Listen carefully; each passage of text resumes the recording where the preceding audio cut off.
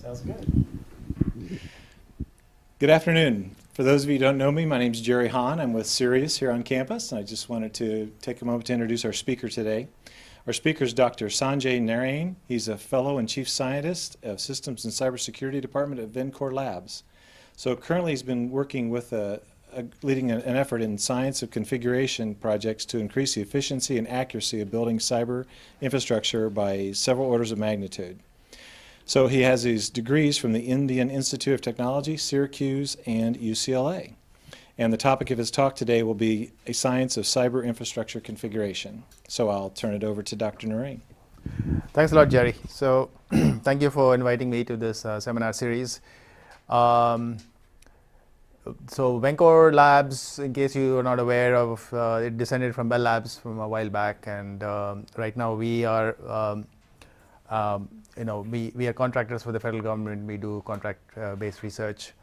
I'll be talking about science of infrastructure configuration, and one of the unique aspects of this is to apply some the powerful logic-based techniques to this problem. And logic was invented for proving theorems about proving things about various fields, but what this is applying logic to actually synthesize networks with certain guarantees. My background is mathematical logic. I had the good fortune to study with a professor called Alonzo Church. Anybody know who Alonzo Church is? Anybody know the name? Right. So he was actually the advisor of Alan Turing, and he was the first person to formalize the notion of computing.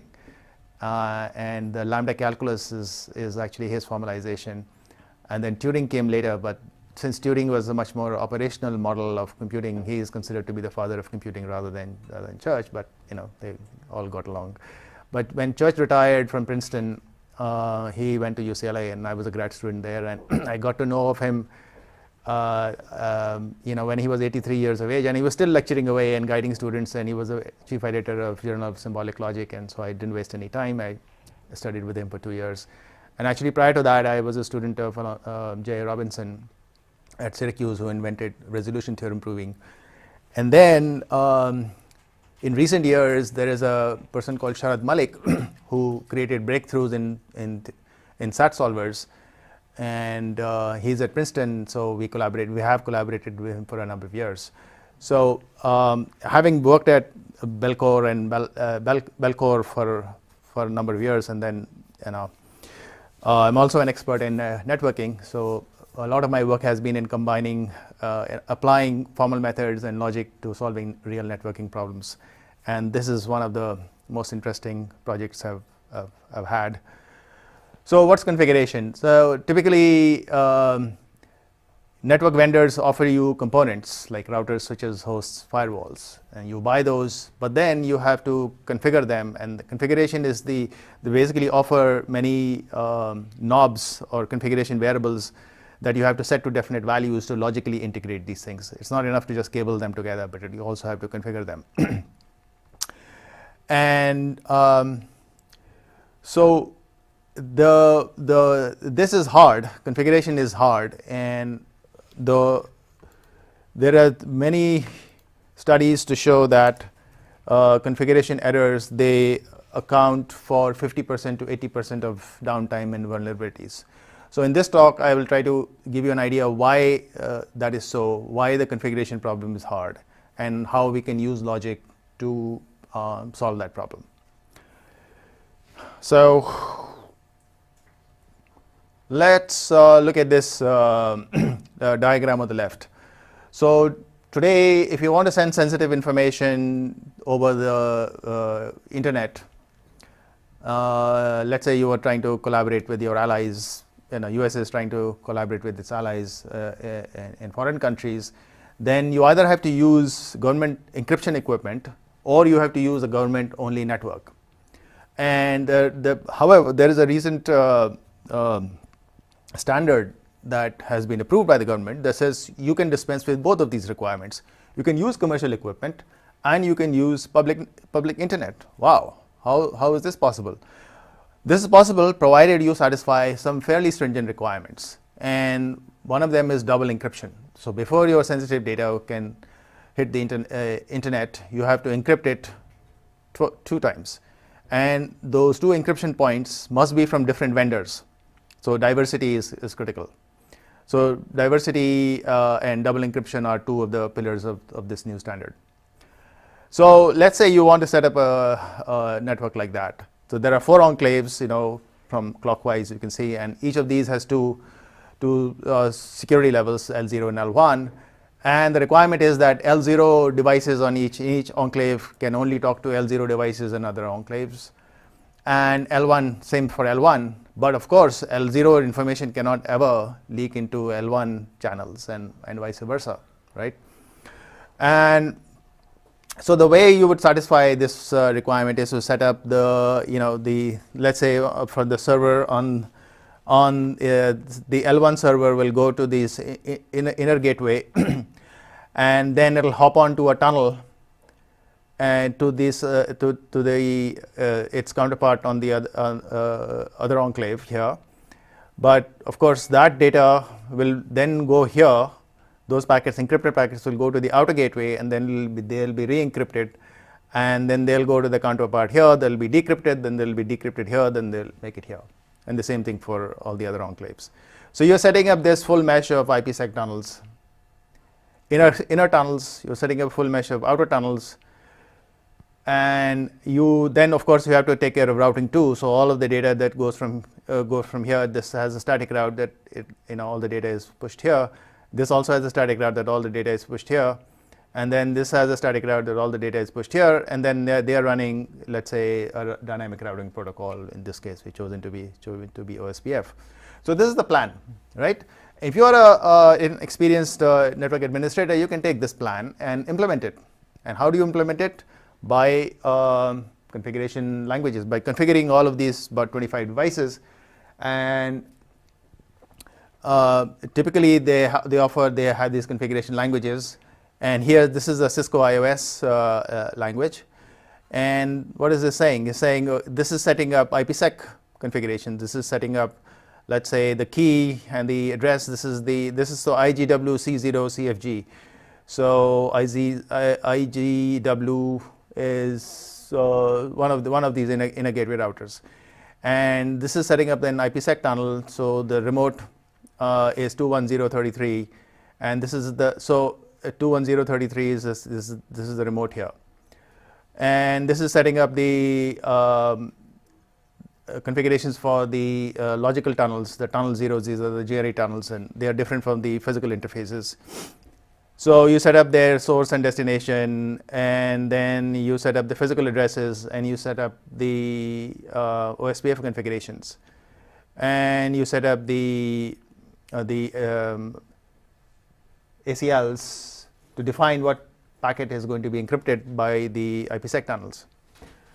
So there are all these variables that you have to set, and they have these stylized languages. But effectively, what's going on is that you have to set the values of lots of variables to lots of variables, and so on the scale on which you have to do this thing is something like, a typical router is like 1,000 lines of iOS configuration. iOS is the Cisco's language, and each line is setting the value of at least one variable.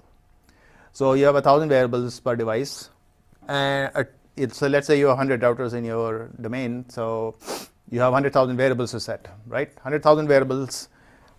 Now the question is, why is it hard? The reason it is hard is that, can you set the values of these variables independently of each other? Can you just go and say, okay, I feel like setting the IP addresses of these variables to be this, and I set the IPsec variables to be this value, and so on? Well, obviously not, because there are dependencies, and so for example, if you use 210.33 here, you better use the same thing here, and you better use the same thing here, and you better use the same thing here. These things all have to line up. You see, you are sending the data.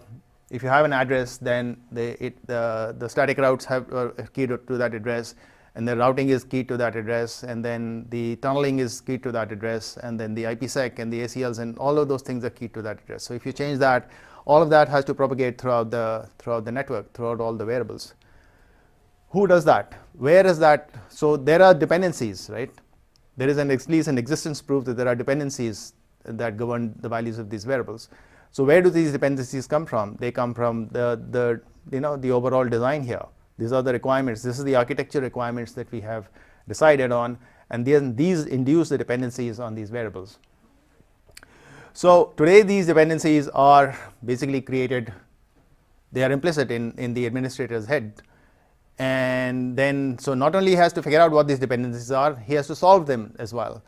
And this is hard, because if you have 1,000 variables per device, you have 100,000 variables throughout the network and similar number of constraints. So solving 100,000 constraints and 100,000 variables is a hard job, and obviously you will make mistakes no matter how smart you are. So that's why it's well documented that about 50 to 80% of downtime and vulnerabilities are due to configuration errors. So what can we do to eliminate these configuration errors has been the subject of this project. Okay, so the basic intuition is that if you have a system to automatically figure out what these dependencies are, and if you have a system to automatically solve them, then we are onto something, right? Because the dependencies are causing the source of the dependency, and the identification of the dependencies. Those are the two fundamental problems that are manually solved today. So that's what we basically have. And I'll tell you how. So what else we have developed around that basic idea.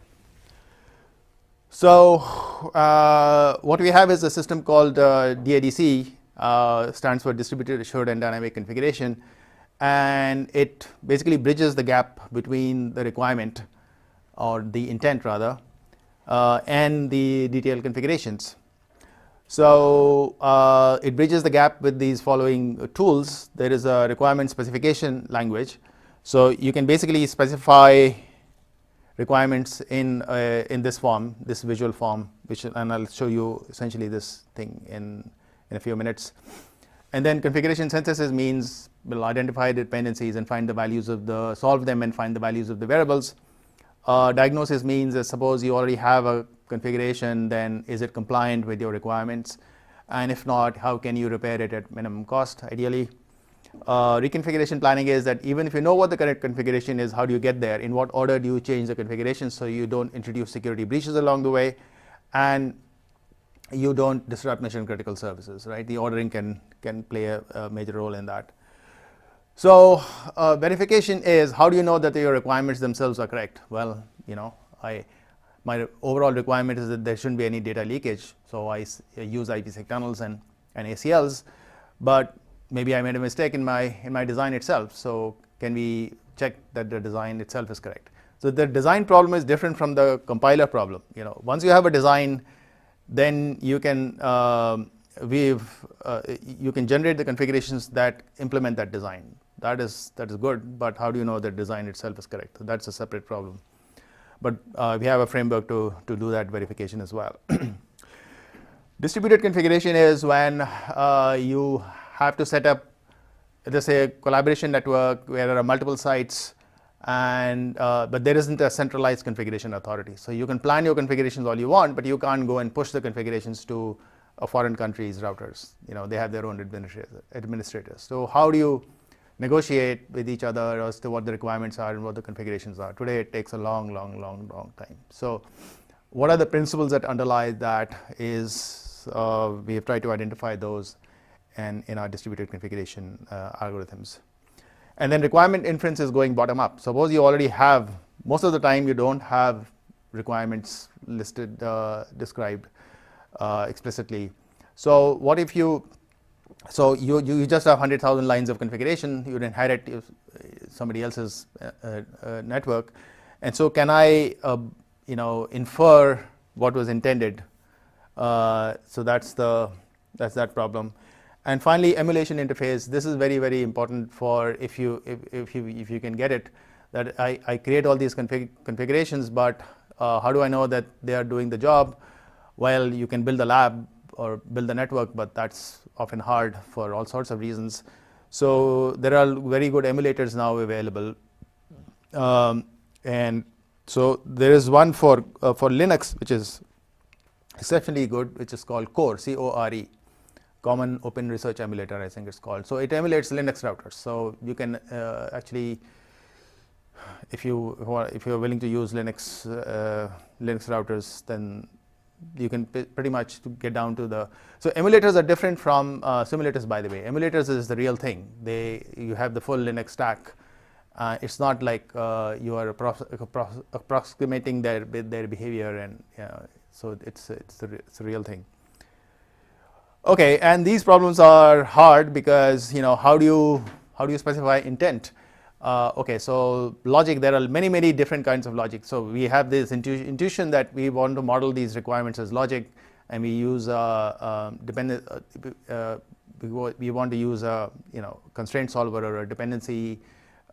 We want to resolve the dependencies. Well, that's a logical problem. But what language are we going to use? There are so many different logics. There is Boolean logic. There is first order logic. There is horn clauses, which is Prolog.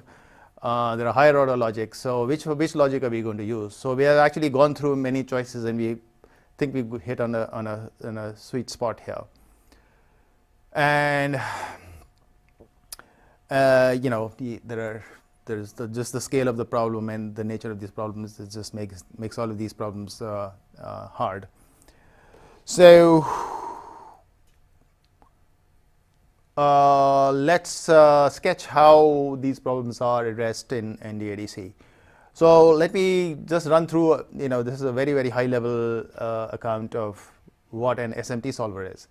So SMT solvers, if you have not gone through this, this is an extremely powerful tool. I mean, by the way, logic is, I think of logic as a liberal arts of computer science, because it's about relationships and how to solve relationships, right? And those are everywhere. So getting a good grip on that is very, in my opinion, very important especially for computer scientists.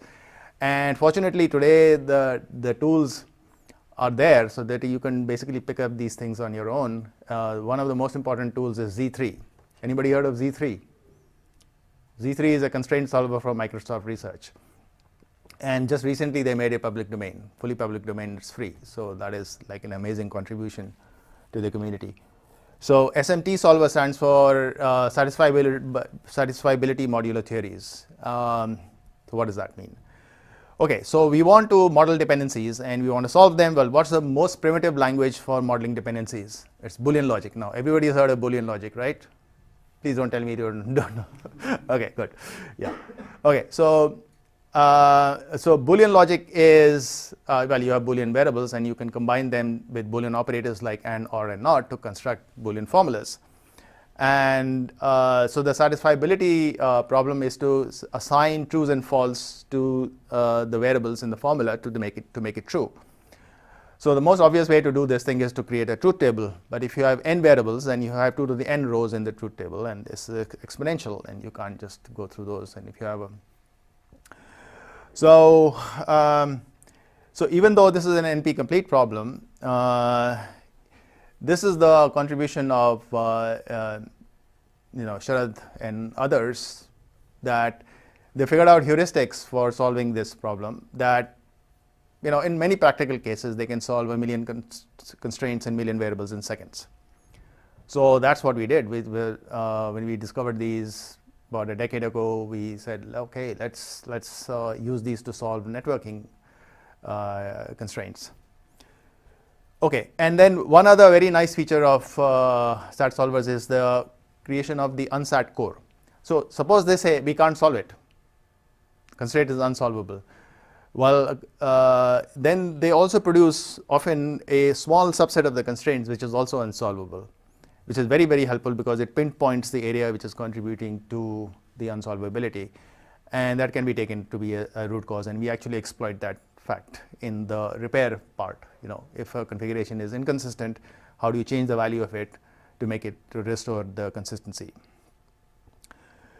So that's good, but Boolean logic is very low level for modeling networking constraints, because we want to talk about things. We want to talk about routers and interfaces and addresses and policies, and so these language we're talking about all these things is available in SMT solvers. So SMT solvers, they assemble domain-specific solvers from multiple domains, which is why modulo theories, the theory means a domain. So if you have solvers for linear programming and you have your solvers for other languages, then there is no need to translate everything into a SAT problem, which is not going to be practical anyway. So you just use those, but you combine the solvers for Boolean logic and all these other languages into a single framework, well integrated framework called SMT. And that's what systems like Z3 offer. So there is one particular language called EUF, which is equality of uninterpreted functions. But it's it lets you basically talk about things, talks about data structures. So now suddenly the expressive power is the right amount, and we have the powerful solvers. So now life is good. So how do we exploit this thing? So how do we use SMT solvers to build the DADC tools? Okay, so it's good that we have a language, but then what is the semantics? What primitives are we offering a designer? So this is a semantic problem, domain-specific problem, and we have gone and identified a number of common patterns that people use when drawing these logical architecture diagrams. People, when they're planning their network, they draw these architecture diagrams, and it not just physical connectivity, but also the logical connectivity. How do you do, what is the security architecture, which is a different thing, totally different thing than the physical architecture. You see, look at this.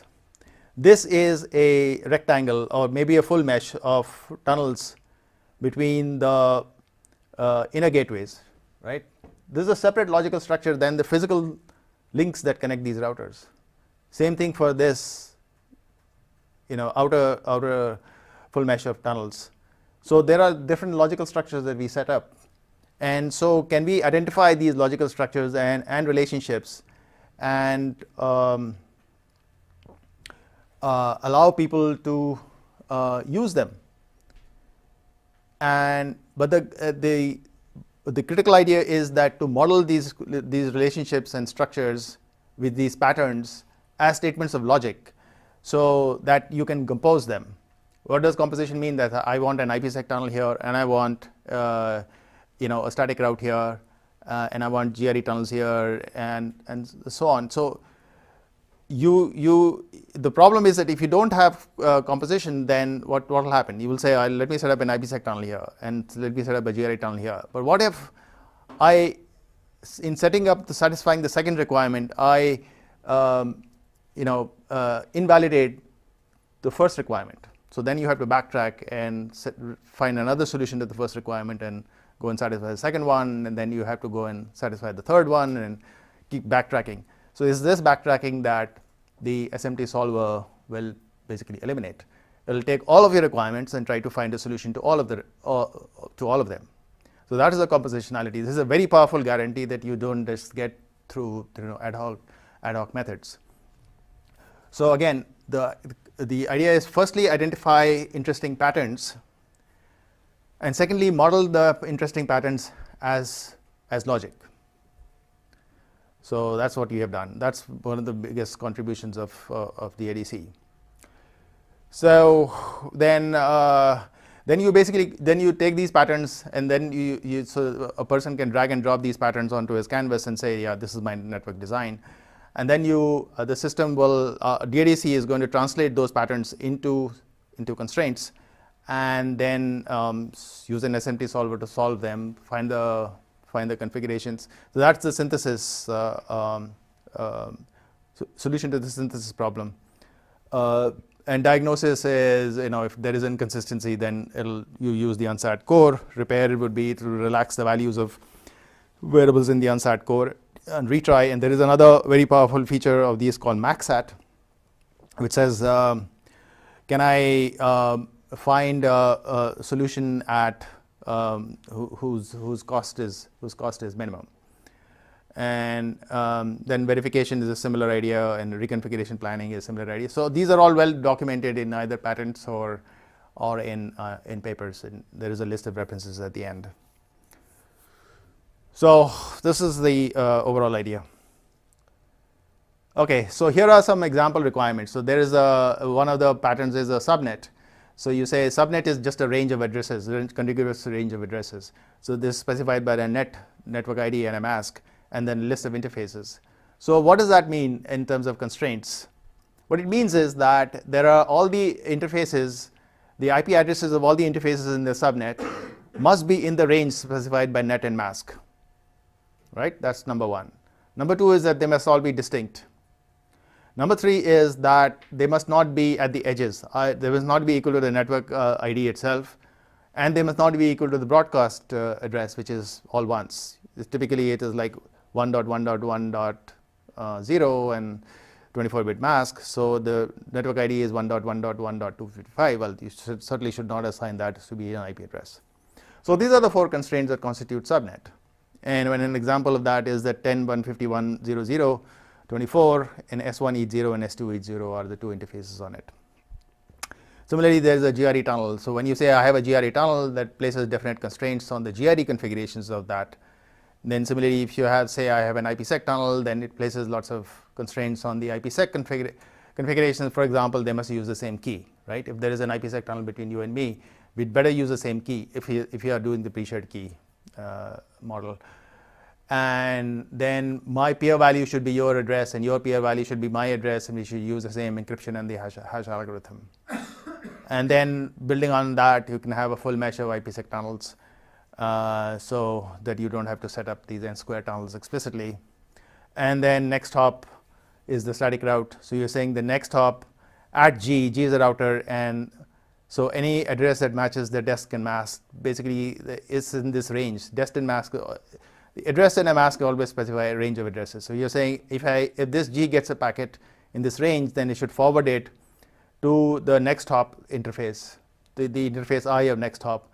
But typically it is an address. So you're saying it should be an IP address of the next hop and I. So this is actually quite a powerful feature also of our language, and which is delivered to you by the logical basis of it. That typically you have to say, you have to nail up the next hop, right? You have to say this is the address of the next hop. In the static route, you have to have the next hop. But that means that unless you have done the address assignment, you can't write the static routing rule. The same thing for firewalls. You know, they only are keyed on the explicit addresses, so you can't write the firewall rules unless you've done the address assignment. So this sequentiality goes away with the logical framework. You could just specify all these constraints, and then when the IP address is assigned, it will propagate throughout the system. Okay, so this is the DRC architecture. Just telling you how what are the different pieces. So basically, you have a requirement. Let's look at the main branch here. So you have a requirement, then it goes through a requirement parser, and the requirements are produced in internal form, then they are transformed into primitive constraints, then they're given to a solver, and it solves it and produces the abstract configurations, and then they're sent to a vendor-specific adapter, and then they're given to, you generate the Cisco-specific or Linux-specific, or there's 5 vendors we support, and then you can apply them to the configurations. And then you can have this branch also. If you already have the configurations, then you can run them through a configuration parser and actually solve in the context of configurations, so you can repair these if needed. We also have visualization engines. And then this is the, if it can't solve, then it produces the root cause of unsolvability.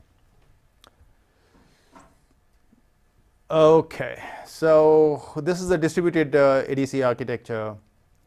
But basically, if you don't have a single administrative domain, but you have multiple. So you partition the network into multiple domains, and then each is governed by each runs the DADC engine.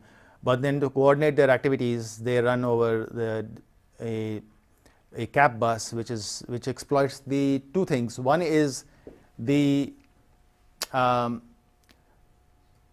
total ordering guarantees, message ordering guarantees of group communication protocols. Have you heard of J groups? Or so basically, if there are multiple, if you have a group, then you start sending messages to each other. You can receive messages in different orders. Different people can receive messages in different orders. But these group communication protocols ensure that everybody receives messages in the same order. So this means that we can approximate, we can create the illusion of a single controller for the entire system, because everybody gets messages in the same order. And the second thing is the determinism of the SMT solvers. So everybody is running this same constraint satisfaction problem solution, but everybody will arrive at the same conclusion because of this message ordering guarantee. So that gives us a nice way to coordinate the activities and yet avoid having a single administrative domain. So you get the global consistency. And then we also have a way to have multiple controllers, and then they sync up so that if one fails, the other takes over. What about scalability? So we created a fault-tolerant VPN, something like what I just showed you, and up to 1,000 routers, it's like under a minute. So the solution to all the configurations of 1,000 routers is produced under a minute.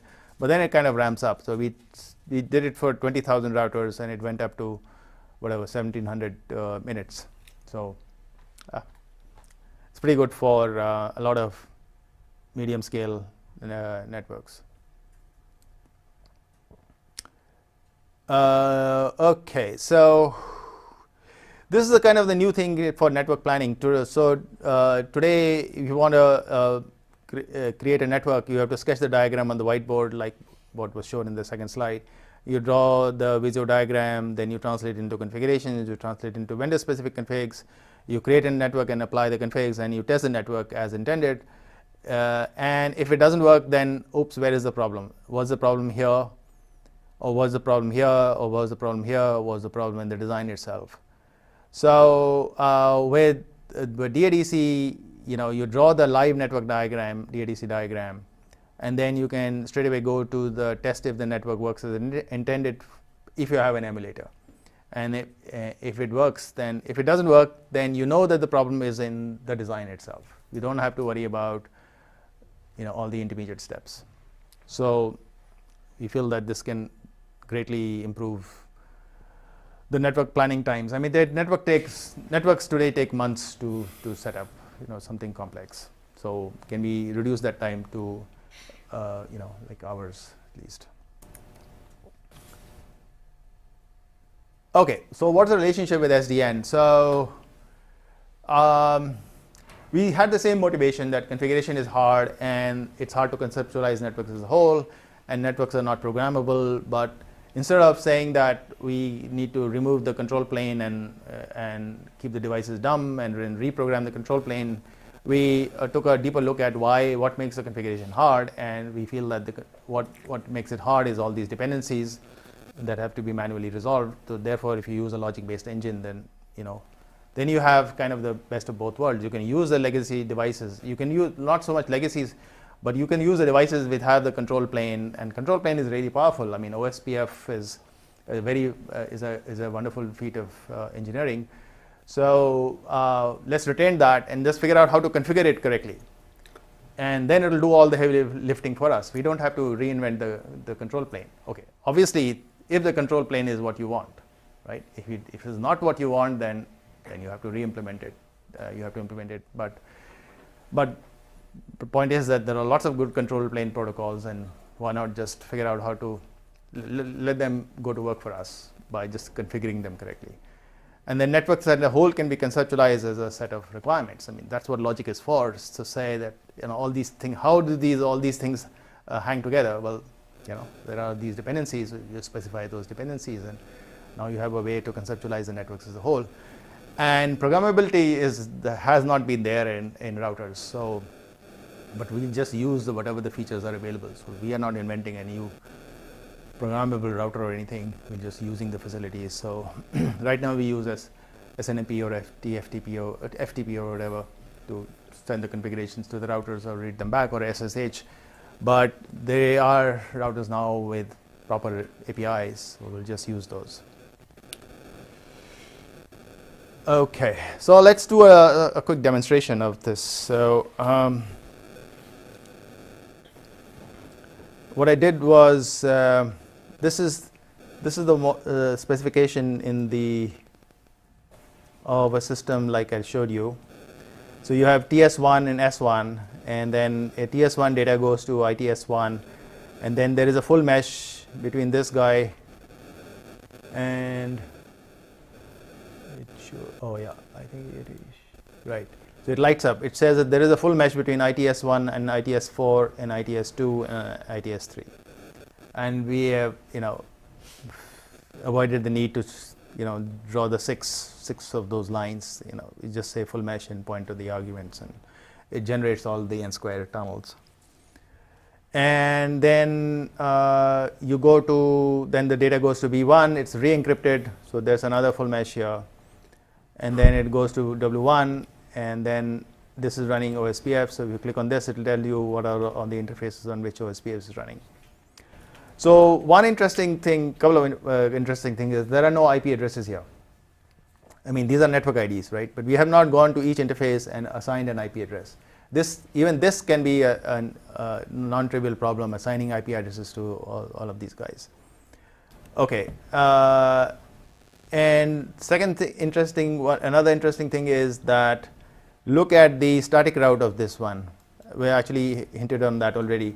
But it says the static route here is basically the default route is the IP address of ITS1 ETH0. ITS1 ETH0.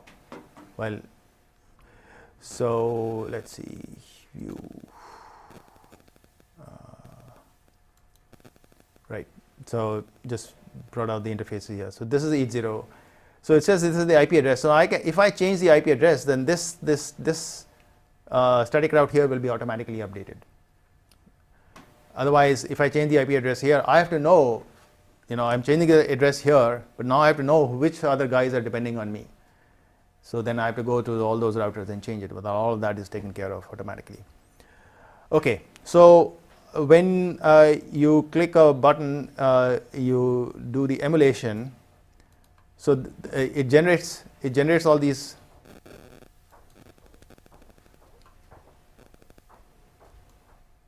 Okay, what's up here? Okay, so it's working.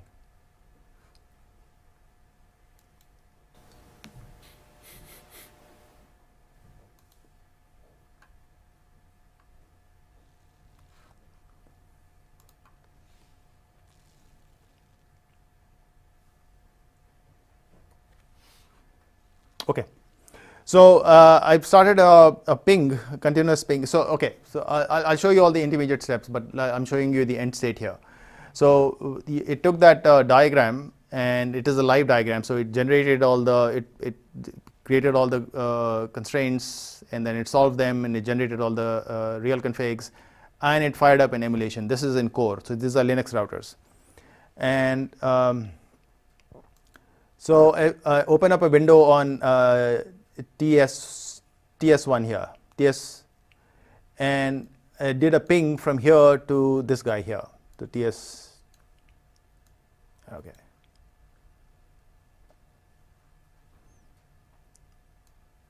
So this is the 10.157.0.128.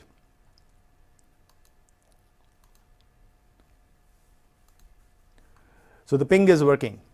So I've tested one aspect of it, which is the connectivity between the TS devices across enclaves. So that's nice. Well, how about the fault tolerance? So that's that, and open up a window here, and I've actually made the ETH1 here down. So if I do ETH1 up,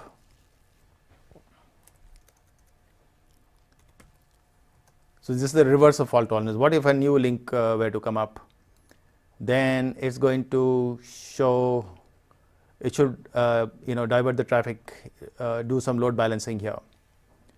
And there we go. So it shows the load balancing. I can again make it go down.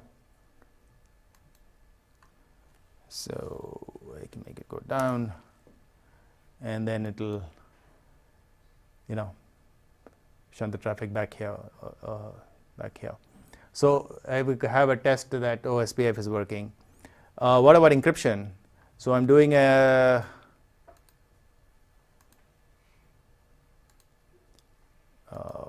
yeah, I'm doing a TCP dump on this router here on ETH1, and it's showing me that it's receiving ESP packets. So packets are encrypted. So these are evidence, these are tests. Obviously, this is not exhaustive, but at least there is some evidence that things are working as expected, and you can do a lot more of this stuff. And then finally, right. Now, this is pinging 10202, which is this guy. So TS1 cannot ping S2 because it's in a different domain. So does that work? Well, if you try to ping, then it is hanging, which is exactly as it should be, right? This ping should not succeed. Ping between this and this should succeed, but ping in between this and this should not succeed. So this gives you an idea of the end-to-end workflow, that you have a concept, you have a new architecture. Well, you can model it in the visual language. You click a button and you fire up an emulation and you can test it. Okay, so what goes on under the covers here? So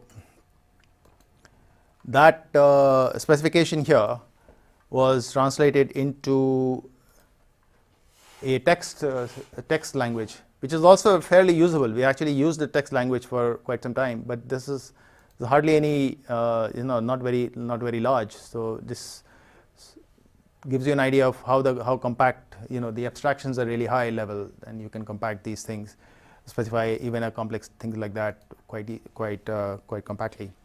So this is saying that 10.151.0.0.24 has two interfaces, S1 ETH0. S1 is a device, and ETH0 of that, and IS1 of ETH0. IS1 is the inner gateway.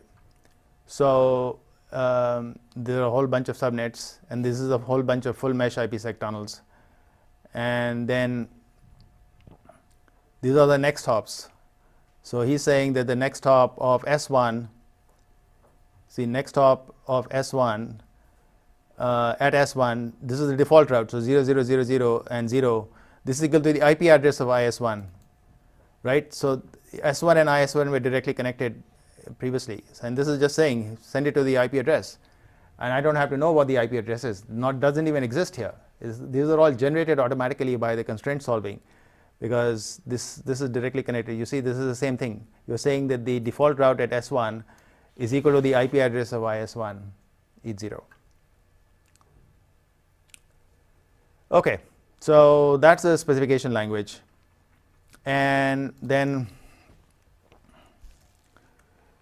this is translated into spec.z3, which is, these are all primitive constraints here. So this is basically saying that the IP address of v4 ETH2 should not be equal to the broadcast address. And you can verify that BV AND of this should not be, and if you do the BV AND and BV OR and all that, one sec. So anyway, all those constraints are compiled down into low-level constraints here. This is a Z3 file. So when you solve this, you get a solution file, which is the values of all these variables. So the IP addresses are assigned, and then the IPsec ACLs are assigned, the other IPsec encryption algorithms are defined, and hash algorithms and the keys and the remotes and the next hops, these are all defined, and the OSPF areas, these are all defined, these are all solved. And then from here, you generate the, okay, one sec. So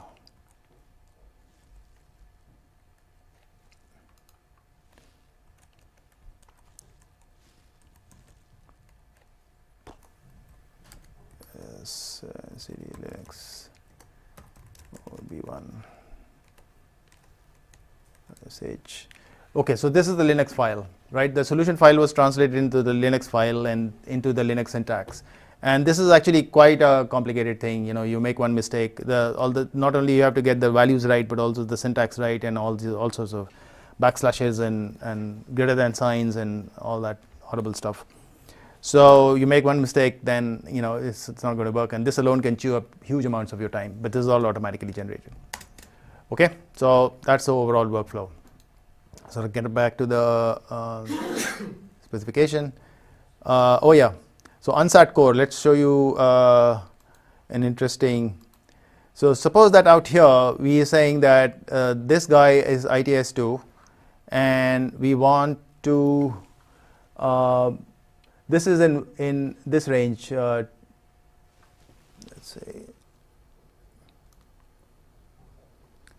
say 11.236.00. 11.236.00, and if I take this and force its address to be, let's say, 12 dot 240.0.0001 24, right? If I force this address to be this, and then if I try to find a solution, in fact I can just do a test specification. So let's see what and it says, immediately says Unsat Core. So this says that you're trying to place ITS1 EAT0 in this 11.236.00, but you're also forcing the address to be 12.240.00. These two things are not possible. So this is the Unsat Core in action. Okay, and yeah, of course, if you change the address, then it will propagate, and if you change the address, if you change the network ID, if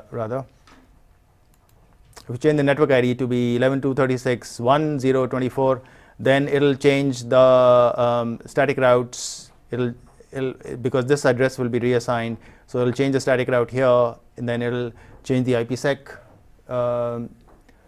configurations, and all the full meshes will all automatically be updated. So,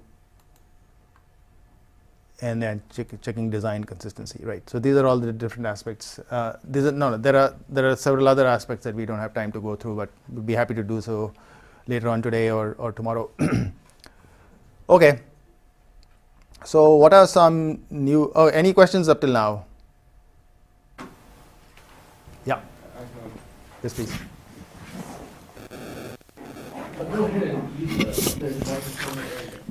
Yeah, may I ask about the previous screen? Was it your software or it was Core emulator? No, we generated the files for Core. Uh-huh. So we generate all the Linux files, and then we wrap them up in a Core files, and we call Core. Mm-hmm. So that GUI page, it was from Core. Right. The emulation page is the Core page, right? So There are two GUIs, yeah? Yes. So there is this one. This is DADC. Right? This is DADC. This is our stuff. And this is Core. There are two separate GUIs. Basically, they are the extreme ends of the workflow. You start with the DADC GUI, and you end up with the Core GUI. Yes, please. So I just had a quick question about going from the solver to the configuration. The solver must produce valid configurations for a whole slew of possible address assignments. So how did you get from that to a specific choice of address assignments? Do you just have an algorithm that says start assigning hosts 1, 2, 3? It picks some. As part of the subnet constraint, it just picks some address, because that's basically all it's doing is solving a constraint satisfaction problem. And here you said that these two guys should be in this subnet. And they have to be unique. Yeah.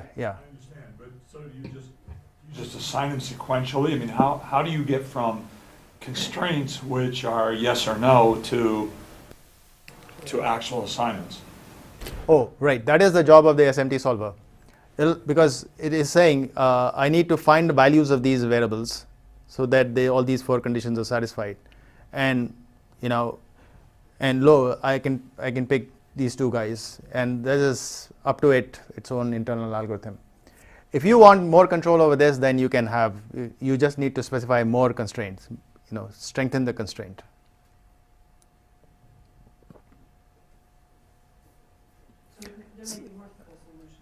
Yeah, Right. that's There, what there could be multiple solutions. that's what Right. I'm saying, It will there's pick multiple, one. so I want to know how you pick the one. No, the because- system, the solver picks one, But, that satisfies it. There's no reason why it picks one over the other. There's a microphone, if you just hit the button again. Oh, there's a microphone. Thank you. Yeah, so to repeat the question that Doug was asking, he was asking how does the choice of or the selection of IP addresses happen? Is there an algorithm that you implemented? Or, and the answer that you gave was that the solver actually picks an assignment to IP addresses that satisfies the constraints. And there may be multiple solutions, but it picks one of them. Even for the hash algorithms or encryption. right? Yeah, it can if you give it the choices. Yeah. Everybody should use their microphone. If you give it the choices, yes, it will. Or repeat the question, Sanjay. Right, you said even for the hash algorithms, yeah. So if you give it the choices, then it will pick some. Yeah. So again, all it's doing is solving the constraints. So if you want more control, then you just have to strengthen the constraints, add more constraints. Sanjay, you may want to talk about the moving target defense aspect that Right. this So, enables. well, yeah. So you could use this thing for moving target defense. So these are my requirements, and now suppose I wanted to do change this address. Let's do this then. So let's kill this. I got rid of that fixed address, and I want to now. Okay, let's stop this core emulation and let's restart. So suppose I want to change this to from 1053.00 to 153, right? And now will this work? So let's see, specification, run core emulation.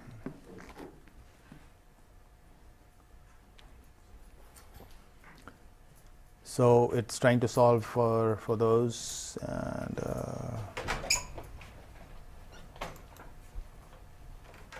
right.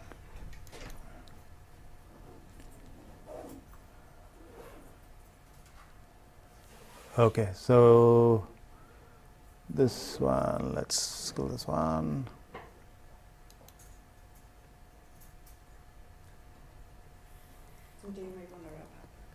Yeah. Yeah. This is just core actually. So what we're gonna do is shut down. Okay. So shut down. But it fired up. This time the new emulation came up, right? Because there was no Unsat Core. And okay. I did say shut down. Right. Okay, good. So now see the new address assignments are in the 100 space. It was initially 10. Now this is 100 something. So it updated the addresses. It updated the OSPFs. It updated the tunnels. Yeah. So everything is all constraint solver magic. So that's. Okay, yeah. So what are some future directions? We're done? Okay. Well, okay. I'll just take 1 minute just to go over it. Basically, configuration at upper levels. So can we extend the same framework to upper levels? And there's a very interesting quote from Matt Welch from Google, who says escape from configuration hell, and he says a lot of effort is devoted to writing good programs, but when you configure them is incredibly hard. It is often vast and incredibly complex configuration settings that control the software. So why can't we update research directions is, how can we improve these tools with AI, right? So ideally, why should we even set up a network, right? Can we just, can our AI agent just divine what our intent is and go and set up the network? Done, right? No need to drag and drop these things. But less ambitiously, can we do some autocomplete or recommender systems or have a conversational interfaces? You know about Amazon Echo? where you can just talk to the thing and order products. Well, ordering services isn't fundamentally different, doesn't seem to be than offering products, right? And similar ideas for configuration change planning is a very important problem. Like if I want to change the configurations of a deployed network, how do I know I'm not going to break something? So this is very, very hard because you don't know what the requirements are. So maybe we could use AI for this. Maybe learn what a correct configuration is and evaluate. And we shouldn't forget that deductive reasoning is another form of AI. Theorem proving and all is a major branch of AI. So can we combine AI with that deductive reasoning with machine learning, which is the vogue these days, very powerful form of AI. So these are a bunch of references, several publications and several patents and several applied for. So thank you for your attention.